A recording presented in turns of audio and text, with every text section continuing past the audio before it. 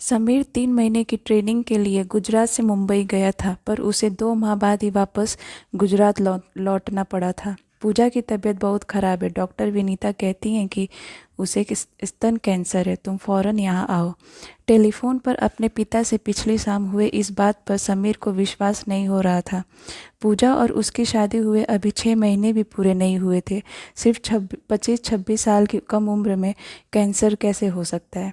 इस सवाल से जूझते हुए समीर का सिर दर्द से फटने लगा था। एयरपोर्ट से घर न जाकर समीर सीधे डॉक्टर विनीता से मिलने पहुंचा। इस समय उसका दिल डर और चिंता से बैठा जा रहा था। डॉक्टर विनीता ने जो बताया उसे सुनकर समीर की आंखों से आंसू की धारा बहने लगी। तुम्हें तो पता ही है कि पूजा गर्भवती थी। उसे जिस तरह का स्तन कैंसर हुआ है, उसका गर्भ धारण करने से गहरा रिश्ता है। इस तरह का कैंसर पूजा की उम्र वाली स्त्रियों को हो जाता है। डॉक्टर विनीता ने गंभीर लहजे में उसे सारी बीमारी के बारे में डिटेल में बताया। अब उसका क्या इलाज करेंगे आप लोग? अपने आंसू पोंछकर समीर ने कांपते स्वर में पूछा। बेचैनी से पहलू बदलने के बाद डॉक्टर विनीता ने जवाब दिया, समीर, पूजा का कैंसर बहुत तेज़ी से फैलने वाला कैंसर है। वह मेरे पास पहुंची भी देर से थी। दवाइयों और रेडियोथेरेपी से मैं उसके कैंसर के और ज़्यादा फैलने की गति को ही कम कर सकती हूँ, पर उसे कैंसर मुक्त करना अब संभव नहीं है। यह आप क्या कह रही हैं? मेरी पूजा क्या बचेगी नहीं? समीर दुखी होकर बोला। सच बात तो ये थी कि समीर पूरा सदमे में था। मेरी बीमारी के बारे में सुनकर उसे यह यकीन कर पाना मुश्किल हो रहा था कि मेरी बीवी अब कुछ ही दिनों की मेहमान है। तभी डॉक्टर ने समीर से कहा, वह कुछ हफ्तों या महीनों से ज़्यादा हमारे साथ नहीं रहेगी। अपनी प्यार भरी देखभाल व सेवा से तुम्हें उसके बाकी बचे दिनों को ज़्यादा से ज़्यादा सुखद और आरामदायक बनाने की कोशिश करनी होगी। पूजा को लेकर तुम्हारे घर वालों का आपस में झगड़ना उसे बहुत दुख देगा। यह लोग आपस में किस बात पर झगड़े? डॉक्टर नीरज चौंका और फिर ज़्यादा दुखी नज़र आने लगा। कैंसर की काली छाया ने तुम्हारे परिवार में सभी को विचलित कर दिया है। पूजा इस समय अपने मायके में है। वहां पहुंचते ही तुम्हें दोनों परिवारों के बीच टकराव के कारण समझ में आ जाएंगे। तुम्हें तुम्हें तो इस वक्त बेहद समझदारी से काम लेना है। मेरी शुभकामनाएं तुम्हारे साथ है। समीर की पीठ अपनेपन से थपथपाकर डॉक्टर विनीता ने उसे विदा किया। ससुराल में पूजा से मुलाकात करने से पहले समीर को अपने सास ससुर व साले के कड़वे, तीखे और अपमानित करने वाले शब्दों को सुनना पड़ा। कैंसर की बीमारी से पीड़ित अपनी बेटी को मैंने धोखे से तुम्हारे साथ बांध दिया। तुम्हारे माता पिता के इस घटिया आरोप ने मुझे बुरी तरह आहत किया है। समीर, मैं तुम लोगों से अब कोई संबंध नहीं रखना चाहता हूँ।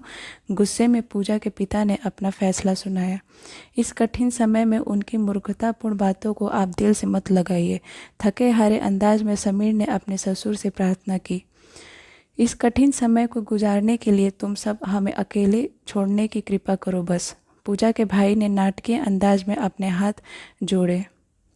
तुम भूल रहे हो कि पूजा मेरी पत्नी है।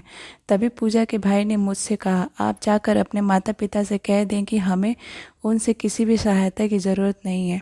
अपनी बहन का इलाज मैं अपना सब कुछ बेचकर भी कराऊंगा। देखिए, आप लोगों ने आपस में एक दूसरे से झगड़ते हुए क्या क्या कहा, उसके लिए मैं जिम्मेदार नहीं हूँ। मेरी गृहस्थी उजड़ने की कगार पर आ खड़ी हुई है। पूजा से मिलने को मेरा दिल तड़प रहा है। उसे मेरे सहारे की ज़रूरत है। प्लीज़ उसे यहाँ बुलाइए। समीर की आंखों से आंसू बहने लगे। समीर के दुख ने उनके गुस्से के उफान पर पानी के छींटे मारने का काम किया। पूजा की मम्मी मेरे पास आकर स्नेह से मेरे सिर पर हाथ फेरने लगी।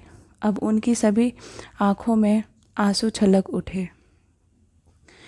पूजा की मौसी उसे अपने साथ लेकर गई है। वह रात तक लौटेगी। तुम तब तक यहाँ आराम कर लो। पूजा की मम्मी यानी मेरी सास ने मुझे बताया।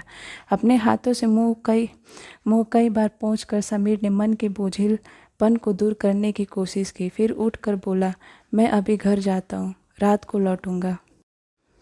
पूजा से कहना कि मेरे साथ घर लौटने की तैयारी करके रखे। ऑटो रिक्शा पकड़कर समीर घर पहुंचा। उसका मन बुझा बुझा सा था। अपने माता पिता के रूखे स्वभाव को वह अच्छी तरह जानता था, इसलिए उन्हें समझाने की उसने कोई कोशिश नहीं की। पूजा की जानलेवा बीमारी की चर्चा छिड़ते ही उसकी माँ ने गुस्से में अपने मन की बात कही। तेरे ससुराल वालों ने हमें ठग कर अपनी सिरदर्दी हमारे सिर पर लाद दी है समीर। पूजा के इलाज की भागदौड़ और उसकी दिन रात की सेवा हमसे नहीं होगी। अब उसे अपने मायके में ही रहने दे बेटे। तेरे सास ससुर ने शादी में अच्छा दहेज देने का मुझे ताना दिया है। सुन, अपनी माँ से पूजा के सारे जेवर ले जाकर उन्हें दे देना। समीर के पिता भी तेज गुस्से का शिकार बने हुए थे। समीर की छोटी बहन वंदना ने ज़रूर उसके साथ कुछ देर बैठकर अपनी आंखों से आंसू बहाए, पर पूजा को घर लाने की बात उसने भी अपने मुंह से नहीं निकाली। अपने कमरे में समीर बिना कपड़े बदले औंधे मुंह बिस्तर पर गिर पड़ा। इस समय वह अपने को बेहद अकेला महसूस कर रहा था। अपने घर व ससुराल वालों के रूखे व झगड़ालू व्यवहार से उसे गहरी शिकायत थी। उसके अपने घर वाले बीमार पूजा को घर में रखना नहीं चाहते थे और ससुराल में रहने पर समीर का अपना दिल नहीं लगता। वह पूजा के साथ रहकर कैसे यह कठिन दिन गुजारे, इस समस्या का हल खोजने को उसे काफ़ी माथापच्ची करनी पड़ी। उस रात पूजा से समीर करीब 2 माह बाद मिला। उसे देखकर समीर को मन ही मन जबरदस्त झटका लगा। उसकी खूबसूरत पत्नी का रंग रूप मुरझा गया था। समीर कितनी लगन व प्रेम से पूजा की देखभाल कर रहा है, यह किसी की नज़रों से छिपा नहीं रहा। पूजा के माता पिता व भाई हर किसी के सामने समीर की प्रशंसा करते न थकते।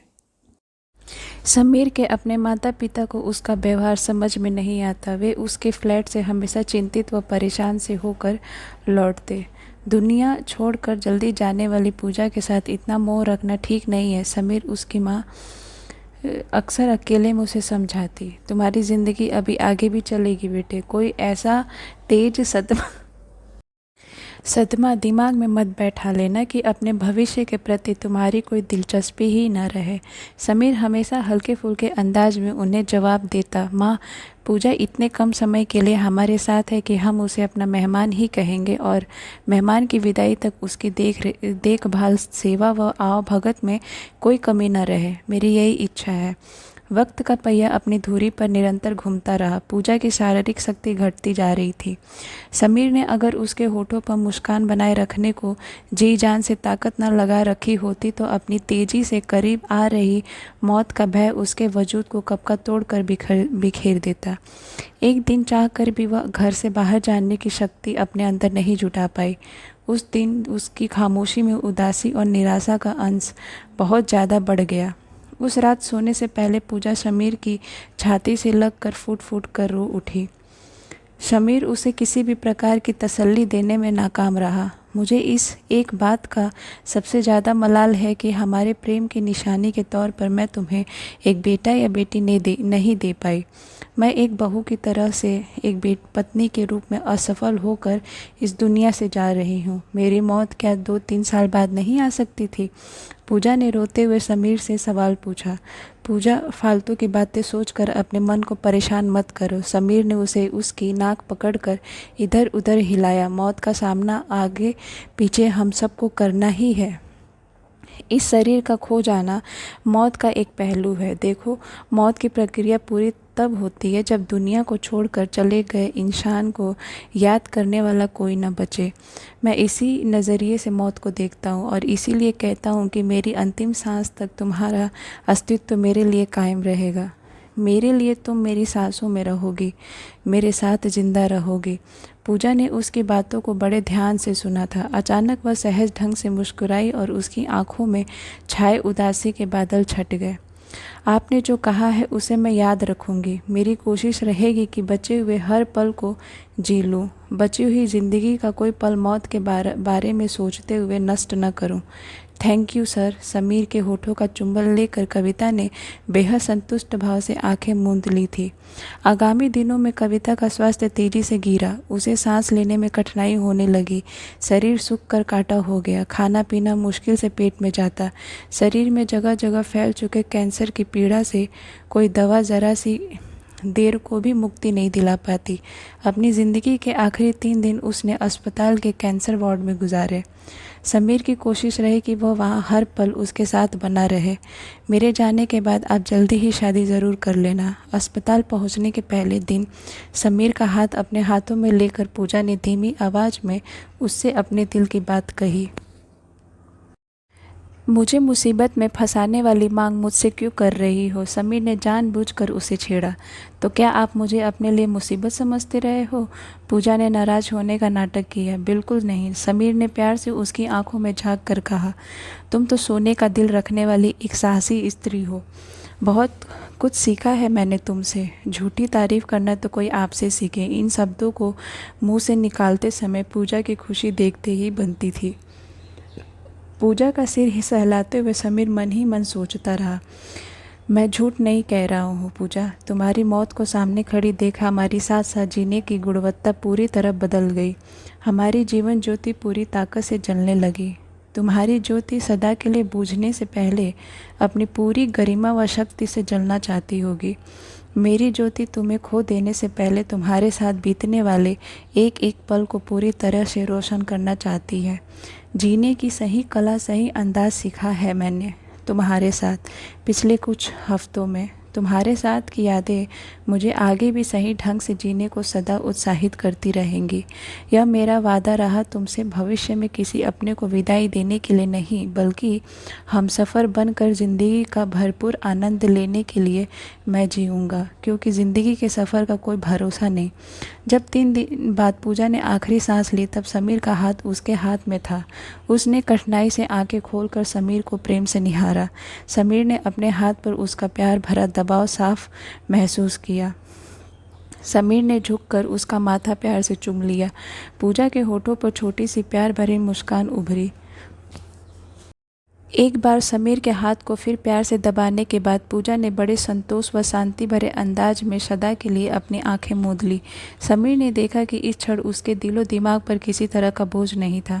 इस मेहमान को विदा कहने से पहले उसकी सुख सुविधा व मन की शांति के लिए जो भी कर सकता था उसने खुशी खुशी व प्रेम से किया। तभी तो उसके मन में कोई टीस या कसक नहीं उठी। विदाई के इन क्षणों में उसकी आंखों से जो आंसुओं की धारा लगातार बह रही थी उसका उसे कतई एहसास नहीं था। धन्यवाद।